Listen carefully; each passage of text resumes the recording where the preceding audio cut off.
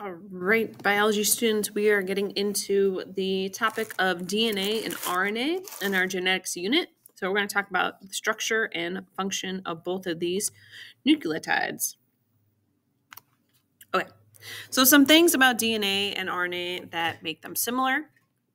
DNA and RNA are both nucleic acids. So remember that was one of our 4 macromolecules. So the other ones were carbohydrates, proteins, and lipids. And now we're talking about nucleic acids. And that's what that Na stands for in DNA versus RNA. They both are made up of nucleotides. Remember, those are the building blocks for our nucleic acids. And they both come in 3 parts. We have our sugar. If it's DNA, it's deoxyribose. If it's RNA, it's ribose. Remember, anything that ends in ose is a sugar. Glucose, fructose, sucrose, galactose. All of those are sugars. We have a phosphate, and it's kind of always represented by a circle over here. And then we have our nitrogenous or nitrogenous bases. And they come in a few flavors. We have adenine, thymine, but thymine T is for DNA only. Guanine, cytosine, and uracil, which is for RNA only. And we'll go over like how these things are arranged and who goes with whom throughout this video. So here we have our phosphate, our sugar, and then our nitrogenous base right there. And when you guys did your macromolecule lab, you built these. So you can see that the phosphate and the sugar stay the same. The thing that changes is your nitrogen base. And next. All right. So what does it exactly do? Like, why do we put so much effort and energy to understanding DNA? Well, it's really, really, really important because it holds all our genetic information, and it just uses, this is like the really freaking cool part, it just uses these different bases. So all the DNA, all the stuff that's alive, we're all made up of that. This phosphate, this sugar, and then just the arrangement of these middle bases right here. And with DNA, there's only 4 options. There's A, T, C, and G's. It's so cool. It's so cool. So this genetic information is the instructions to make the organism's proteins. So the DNA is like a recipe, and the proteins would be like your cookies. So if you've taken like any type of cooking class with Mrs. Alston, you know that you start off with a recipe. It tells you what to do, and then you follow the recipe, and then you get your product, which is whatever you're cooking. Okay, DNA facts. So it is a DNA, and that stands for deoxy, D, ribonucleic acid. So a few key things about DNA. It has a double helix, or a twisted Frito shape. It's double-stranded, so it's like a twisted ladder. So we have 2 parts. It's made of deoxyribose sugar, which is why it's called deoxyribonucleic acid. And it has these nitrogen bases. DNA has 4 bases. It has adenine, thymine, cytosine, and guanine. And those are the 4 that are in DNA. And it's located in the nucleus of the eukaryotes, which is us. We are eukaryotes. Humans' DNA is 3 billion nucleotides long. 3 frickin' billion of these little molecules just strung along. And if something happens, or if some of it's missing, or if some of it doesn't code correctly, you get these mutations. So it all has to be really precise. And it's just really cool how you get 3 billion of these things to line up and to function.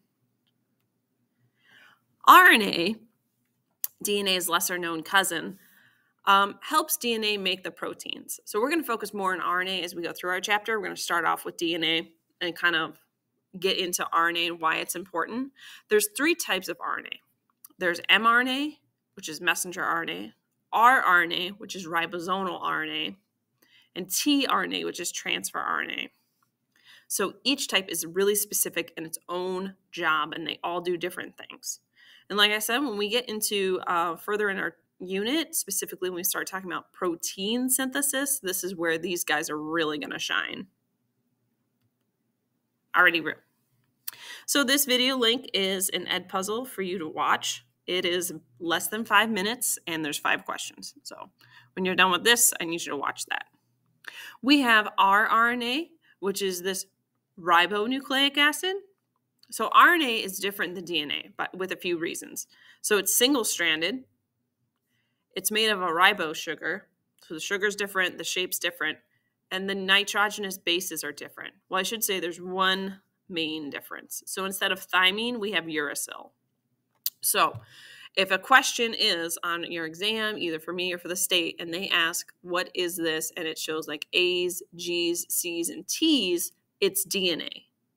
If they show A, G, C, and U, it's RNA.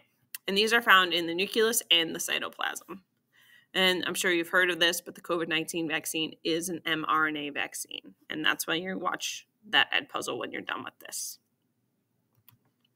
All right, so here's our DNA structure. Freaking beautiful. So nucleotides link together to form these long chains. So you can see that they're attached with the sugar and the phosphate, sugar and the phosphate, sugar and the phosphate. And nitrogenous bases kind of mate in the middle or meet in the middle. And they have a specific code in which they kind of like click or lock in together. So the nitrogenous bases meet up in the middle and they form these two-stranded molecules. You'll hear this called the backbone of DNA and the base pairing in the middle. So when you think about it like a ladder, like when you're hopping up a ladder, you have the two long, like I guess sides. And then in the middle, you have what are called the rungs of the ladder, and that's where your feetsies go. So the nitrogenous base is where your feet go, and this is like the backbone. All right, extremely important to know these base pairing rules. If you don't know this, everything else is going to be so much more difficult. So please take your time to like memorize this. So you have your nitrogenous bases, and they pair up in a very specific order. So in DNA, A always goes with T. So if you have one strand of DNA and I tell you to find the complementary pair, wherever there's an A, there now needs to be a T. And vice versa. So if there's a T, put an A, and if there's an A, put a T. C and G always go together. They are buddies from DNA to RNA to all the way through. So if I ask you to find the complementary strand of DNA and you see a C, the opposite is going to be G. And if you see a G, the opposite is going to be C. Now here's where we have our one exception. We have an RNA only. We have A and U paired together. And I'll teach you how to kind of notice these things as we go through. But it really just takes a little bit of practice. The pairs and the two sides of DNA are held together by these hydrogen bonds, which is the perfect bond because it's like the Goldilocks. It's not too thick, it's not too strong, but it's not too weak. Okay, in DNA, one side serves as a template for the other. So that's what I was just talking about. So you're going to fill in the other strands using your base pairs. So wherever there's an A, you need to have a T. Wherever there's a C, you need to put a G. So this one is T. So this next one's going to be A, G, T, T, G, A, C, A. That's it. Really not that tricky, which is another reason why DNA is so freaking cool.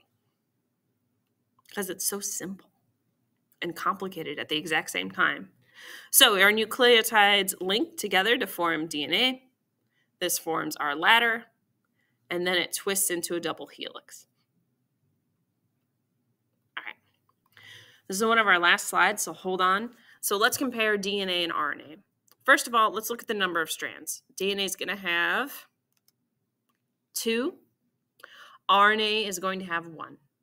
Our type of sugar, so DNA is deoxyribose, that's why it's DNA, and RNA is ribose, which is why it's RNA. We have nitrogenous bases. Those are the things within the ladder. They change. For DNA, we have adenine, thymine, guanine, and cytosine, and you can put A, T, C, and G. And then for RNA, we have adenine, uracil, guanine, cytosine. And then our base pairings are down here. So A always goes with T, C always goes with G in DNA. In RNA, A always goes with U, C always goes with G.